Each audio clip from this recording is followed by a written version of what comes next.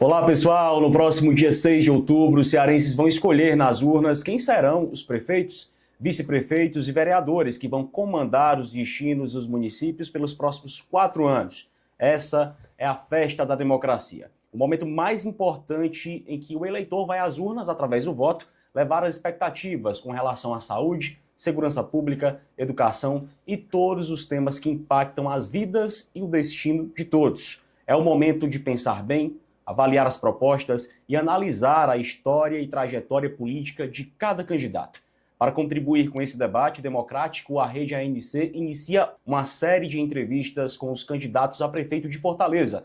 Nosso primeiro convidado é José Sarto Nogueira, do PDT, atual prefeito e candidato à reeleição. Sarto tem 65 anos, é médico e iniciou a vida pública com um trabalho humanitário no Fundo Cristão para Crianças. A carreira política iniciou em 1988, quando foi eleito pela primeira vez vereador de Fortaleza. 4 anos depois, após ser reeleito, tornou-se presidente da Câmara Municipal da capital cearense e chegou a assumir interinamente a Prefeitura de Fortaleza em diversas oportunidades. Foi deputado estadual por 7 mandatos consecutivos e presidente da Assembleia Legislativa do Estado do Ceará. Eleito prefeito de Fortaleza em 2020, Sarto tenta agora a reeleição. Candidato, seja muito bem-vindo aqui à Rede ANC. Muito obrigado pela disponibilidade de participar dessa rodada de entrevistas. Obrigado, Felipe. Eu é que agradeço a oportunidade de estar aqui e bater um papo com vocês. Muito bacana. Prefeito, após a primeira pergunta, nós teremos 30 minutos para tocarmos aqui essa entrevista. A primeira pergunta que eu lhe faço é qual o balanço que o senhor faz dos seus 4 anos de gestão para que o senhor possa justificar à população de Fortaleza a chance que o senhor tem pedido para continuar mais 4 anos à frente do comando da capital cearense? Tá. Felipe, eu queria lembrar que ao assumir a prefeitura no dia 1º de janeiro de 2021, era uma sexta-feira, e na segunda-feira, dia 4 de janeiro, quando eu fui ao Paço Municipal, tomar assento da cadeira, já tinham morrido aqui em Fortaleza 10 mil pessoas acometidas da Covid. Eu peguei a prefeitura no pior momento da segunda crise e, como médico, liderei pessoalmente aqui com toda a nossa equipe valorosa, servidores da saúde, abrindo leitos, criando leitos, contratando o pessoal da saúde, comprando vacina, vacinando pessoalmente. E nós fizemos de Fortaleza a capital brasileira em cobertura vacinal. Isso fez com que a gente voltasse mais rapidamente a crescer economicamente e transformamos Fortaleza na maior economia do Nordeste. Ao lado disso, terminado esse período de combate prioritário à Covid, a gente tratou de reestruturar toda a nossa rede de saúde, construímos 24 novos postos de saúde, entreguei 3 novos hospitais, estamos entregando remédio em casa. Na educação, a gente fez o que todo estudante sonhou sempre, passe livre estudantil, que nós vamos ampliar agora para os finais de semana. E por tudo isso, por ter transformado Fortaleza na maior economia do Nordeste, por ter transformado Fortaleza na melhor educação do país, por ser Fortaleza a capital que mais investe em política de juventude, é que eu estou me apresentando à população de Fortaleza, porque essas mudanças que começaram aqui, elas não podem parar, elas têm que continuar e é por isso que eu sou candidato à reeleição. Perfeito. Existe dentro desse balanço, prefeito, algo que o senhor talvez faça uma autoanálise nesses 4 anos que faltou esse ponto, é por isso que eu preciso de mais 4 anos, porque talvez agora dê para a gente implementar coisas que deixaram a desejar na gestão? Tá. Na verdade, tem 2 assuntos que são muito caros à população fortalezense. Um deles é a segurança pública. E é papel da prefeitura promover políticas de inclusão social como nós temos feito. Fortaleza é a capital brasileira que tem o maior percentual em educação de tempo integral. Fortaleza tem a melhor educação do Brasil. Fortaleza tem o maior orçamento público para a juventude.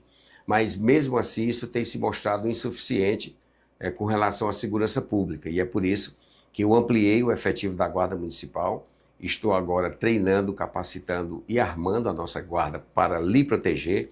Nós vamos criar um programa chamado Patrulha dos Bairros, que vai ser direcionado para a periferia da cidade de Fortaleza, para proteger os nossos equipamentos, a nossa periferia.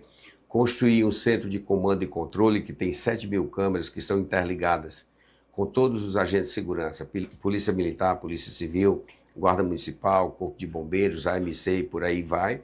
E eu diria que é sempre um desafio, sendo médico, conhecendo muito pormenorizadamente as questões da saúde, mesmo tendo construído 3 hospitais, construído 24 novos postos de saúde, eu sei que nós precisamos ainda avançar muito, porque uma vez terminado o combate à pandemia, uma vez ampliado a nossa atenção primária de saúde, é agora a vez de reduzirmos as filas de espera, que eu sei que tem muito, espera para exames especializados, cirurgias, e nós vamos contratar mil novos médicos e ampliar o serviço de urgência e emergência, construindo 6 novas UPAs 24 horas.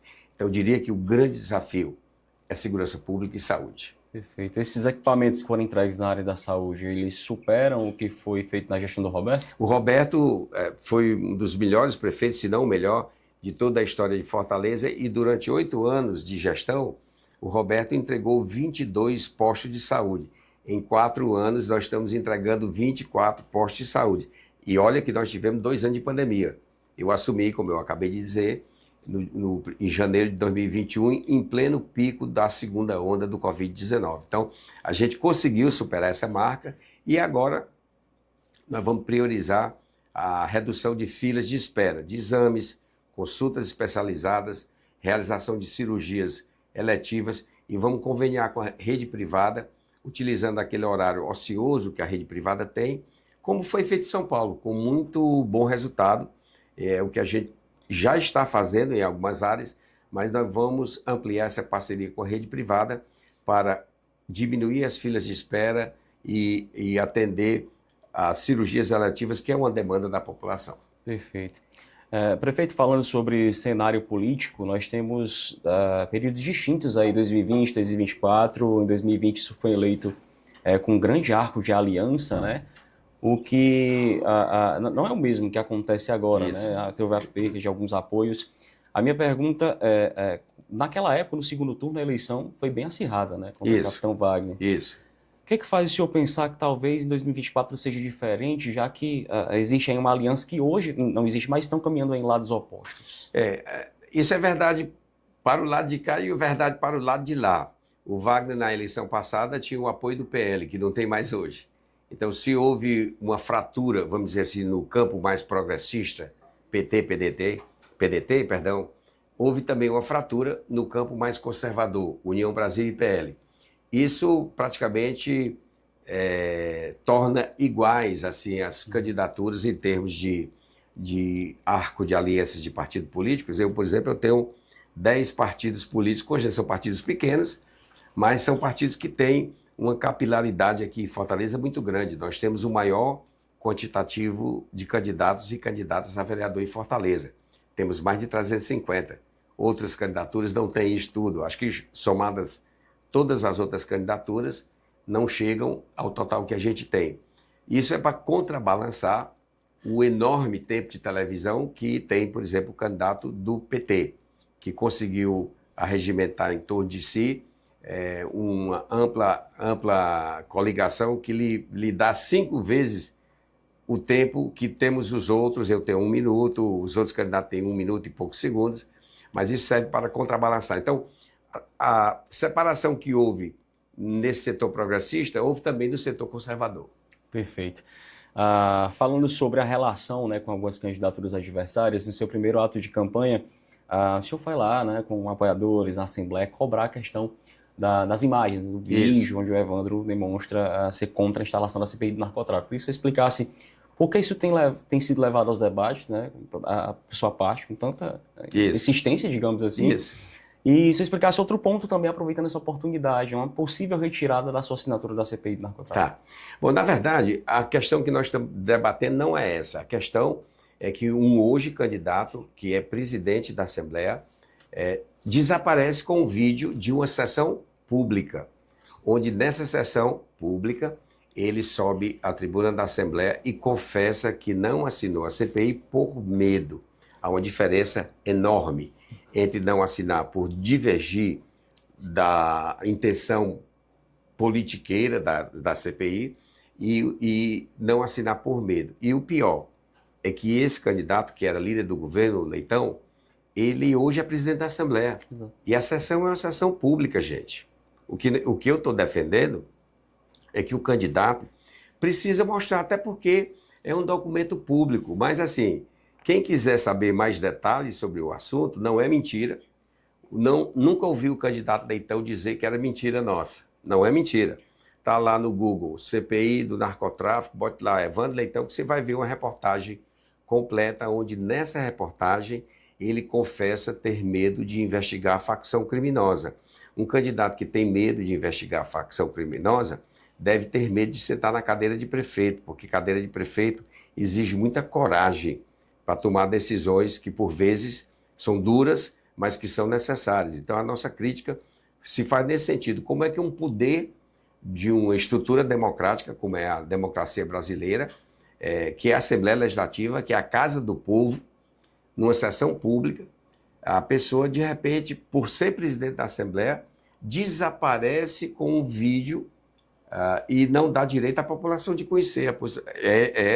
Esse debate que nós estamos travando aqui.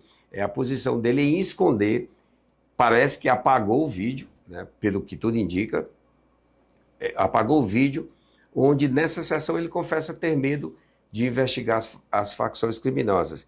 E basta ver, aí, teve reportagem na época, nós temos aí material suficiente do jornalismo que mostram que o que eu estou dizendo tudo é verdade.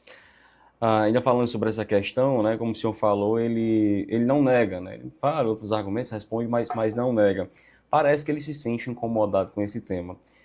O senhor se sente incomodado também quando os adversários questionam o porquê da implementação da taxa do lixo? De jeito nenhum. A taxa do lixo, ela foi uma obrigatoriedade de uma lei nacional, e o que eu fiz aqui em Fortaleza foi estabelecer o maior percentual de isenção. 70% da população não paga a taxa do lixo. O que nós estamos fazendo é devolvendo em serviços que nós estamos paulatinamente aumentando a condição de limpeza da cidade, aumentando a coleta domiciliar, fazendo publicidade para chamar a população, porque uma cidade limpa é uma cidade que precisa de um esforço de todo mundo. Wagner e Evandro Leitão pegam esse gancho e afirmam, né, nos seus trabalhos de campanha eleitoral, que em janeiro, com eles na prefeitura, a taxa do lixo acaba. Eu queria que o senhor falasse para a população de Fortaleza, legalmente é possível acabar com a taxa do lixo? Olha, você não pode acabar se não disser como é que você vai limpar a cidade. A lei federal, aliás, essa lei federal foi votada quando o Wagner era deputado federal. Quem aprovou, quem é o pai da taxa do lixo, é o Wagner. Em 2020, sancionada pelo Bolsonaro, que é pai ideológico do candidato do PL aqui. O deputado do PT, o Leitão, foi relator de uma lei semelhante aqui no estado, que também estabelece a cobrança da taxa do lixo. Veja o consórcio lá do Cariri, onde 9 municípios estão cobrando a taxa do lixo, salvo engano, 4 deles são do PT. Então, na verdade, é uma grande enganação que quer se fazer. Aliás, do União Brasil, partido do Wagner, Salvador e Porto Velho, que são do União Brasil, cobram a taxa do lixo. A lei é clara, ela diz que tem que dizer como é que você vai fazer a limpeza da cidade. É o chamado Marco Regulatório do Saneamento Básico. Perfeito. Sobre essa relação com o governo do estado, é algo que a gente vai tratar aqui também. Foram poucas reuniões institucionais, entre Sarto, né, e Elmano de Freitas. E a gente observa que hoje o problema da segurança pública ele atinge não só a capital cearense, todo o Ceará. O que está faltando, né, para que Prefeitura de Fortaleza e Governo do Estado estreitem essa relação para acabar com essa atuação das facções criminosas aqui em Fortaleza? Olha, Felipe, lamentavelmente, por inoperância do governo do PT aqui no Ceará, a violência tem escalado aí níveis insuportáveis para a família de Fortaleza. Veja o que aconteceu há poucos dias agora no Carlito Pamplona, onde nós tivemos mais um episódio de assassinato em plena luz do dia, onde nós tivemos aí ônibus e linhas de ônibus que tiveram que alterar a sua frota porque foram depredados durante esse período de violência, durante o dia. Isso, infelizmente, é por conta da total inoperância do PT. Isso não é falta do PT aqui do Ceará. Eu já tive mais reuniões com ministros do que com o governador eleito. Eu prefeito de Fortaleza. Eu fiz vários pedidos de audiência ao governador eleito desde janeiro. Aliás, ele não tinha nem ainda assumido. No governo de transição, nós tivemos 2 reuniões com diversas testemunhas, onde eu fiz o pedido para que a gente tivesse uma reunião de trabalho. Além dessas 2 reuniões, eu tive mais 7 pedidos formais de reunião, e o governador só veio me atender em agosto de 2000 logo depois que ele assumiu. 7 meses que estava no governo, já tinha atendido outros prefeitos. Eu tenho tido mais reuniões com o PT do governo federal, com ministros, com a ministra da Saúde, com o ministro Barbalho da cidade, com outros ministros, do que com o próprio governador do estado. Não é da nossa parte que tem faltado o pedido para que essas reuniões aconteçam. Eu tenho insistentemente demandado, mas infelizmente parece que o governo do PT aqui do Ceará só pensa em eleição. Isso acaba prejudicando a população cearense? Felipe, Fortaleza, aliás, de forma específica. Não prejudica, porque eu estou trabalhando dobrado. Por exemplo, ao assumir esse governo do PT aqui do Ceará, ele cortou uma ajuda que dava para o transporte público. Eu banquei essa ajuda. Hoje a gente, para manter a tarifa, para dar o passe livre estudantil, nós estamos investindo 14 milhões de reais por mês no transporte público aqui em Fortaleza. Não tem prejudicado, porque eu estou trabalhando dobrado. Mas uma parceria facilitaria muito as coisas. Se houvesse a parceria, e essa parceria, Felipe, veja, ela deve acontecer em que pese o partido que esteja no poder, que o partido que está no poder hoje do governo do estado é o PT, mas certamente mudará, ou amanhã ou depois mudará. O governante ele tem que saber que ele é governante de todos e não de um partido político. Quando eu me direciono ao governador, quem está lá falando não é o Sarto do PDT, é o Sarto, prefeito de Fortaleza. Eu estou lá representando os interesses da cidade de Fortaleza. E qualquer governante que tenha estatura, que compreenda isso, deve entender que as relações são institucionais. Quer bem dizer, então, que o governador do PT só vai atender o prefeito se ele for do PT. Isso é, para mim, uma completa mediocridade e está na contramão do que preceitua a regra mais básica da democracia, que é conviver com os opostos. Eu sou prefeito de Fortaleza. Lá atrás é que eu sou do PDT. Quando eu estou aqui na prefeitura, capital do estado do Ceará, eu estou defendendo o interesse de Fortaleza, do fortalezense, de você que está nos ouvindo. O governador, seja ele de partido A, B ou C, ele tem que dialogar com todos os prefeitos. Veja o que aconteceu recentemente na pandemia. Quando o presidente era o Bolsonaro, ele não conversava com os governadores. Houve uma completa falta de diálogo e isso prejudicou muito o decorrer da pandemia. No Brasil, aqui em Fortaleza não, porque nós tomamos a frente disso, mas isso certamente prejudica. Quando o governante imagina que ele deve governar só para o partido dele, ele está no lugar errado. Quando nós conversamos com alguns especialistas sobre a área da segurança pública, muitos deles apontam que a geração de emprego e renda é a principal chave para evitar que o jovem ingresse no mundo da criminalidade. E nos seus discursos políticos, o senhor tem enfatizado muito Fortaleza como destaque na economia do Nordeste. Como é que a sua gestão tem atuado, né, na geração de emprego e renda aqui na capital? E caso o senhor seja eleito por mais 4 anos, se há um planejamento para fomentar ainda mais isso aqui na capital? Felipe, eu tenho a alegria de dizer que Fortaleza hoje é a maior economia do Nordeste. E se você pegar os dados que são federais, Fortaleza, por exemplo, até junho deste ano, já tinha criado mais emprego do que 15 estados da federação. Fortaleza hoje é o maior PIB do Nordeste. Nós botamos 11 bilhões à frente de Salvador, 16 bilhões à frente de Recife. Nós temos muitas políticas de inovação. Esses próprios parques urbanos que a gente conversava aqui, Parque Raquel de Queiroz, Lagoa de Becejana, Parque Rio Branco, Lagoa do Opaia, todos eles desenvolvem a economia local. Nós temos aí, vá lá no Raquel de Queiroz, você percebe a economia acontecendo de uma forma muito interessante. É isso que faz de Fortaleza a maior economia do Nordeste. O povo extremamente trabalhador, resiliente, o ambiente de políticas públicas, facilitando quem quer investir aqui, é muito bom. A desburocratização dos serviços públicos, programas como a gente tem, Carrinho Empreendedor, Nossas Guerreiras, Fortaleza Capacita, tudo isso embalado, esse tripé, faz de Fortaleza a maior economia do Nordeste. Falando sobre a mobilidade, transporte público, a gente tem aí um projeto que deu muito certo, o senhor já tem falado na possibilidade de ampliação, que é a questão do passe livre, né? Quais essa e outras ações que queria que você destacasse aqui para a gente, para melhorar, né? O transporte público onera muitas famílias e com certeza essa questão do passe livre facilitou muito para o estudante da capital cearense. Mas uma das reivindicações da classe é que isso esteja disponível também nas férias e no final de semana. Exatamente. Bom, todo mundo falava de passe livre, agora todo mundo está todo mundo falando em passe livre estudantil, mas ninguém nunca fez. Quem fez o passe livre estudantil fui eu.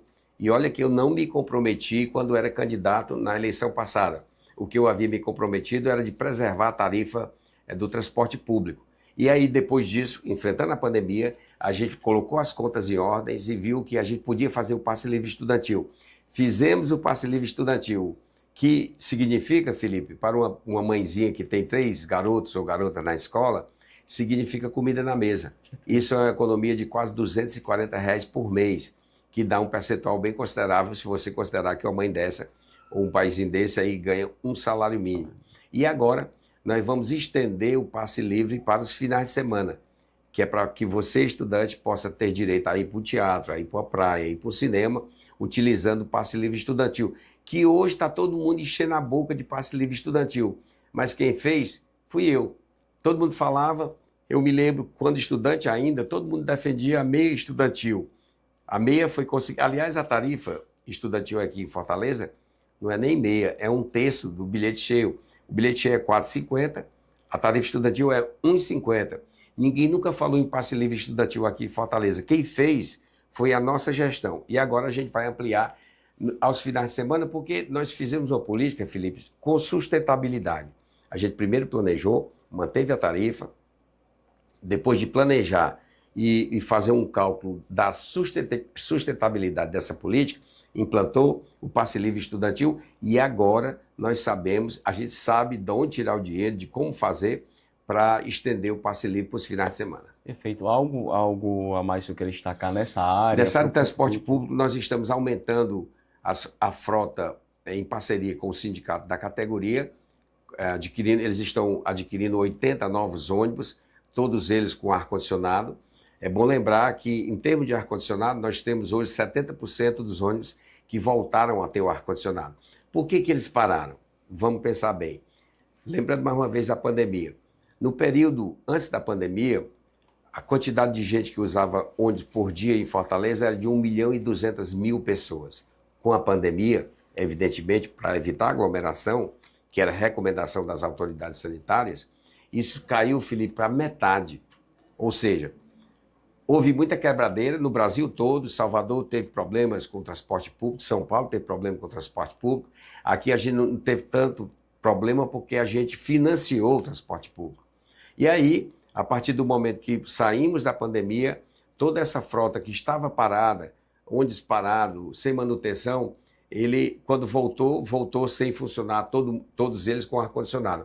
Mas eles estão colocando progressivamente, nós já temos hoje, dos 1.200 ônibus que trafegam diariamente Fortaleza, a gente já tem 70% com ar-condicionado e eles estão comprando unidades novas, ônibus novos, todos eles com ar-condicionado.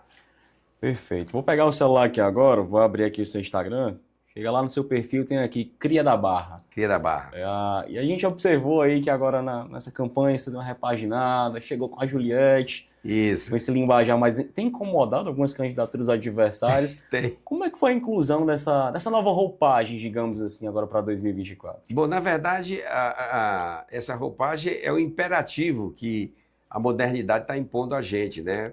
Se você for observar, isso está acontecendo na música, no cinema, no teatro, essa nova linguagem.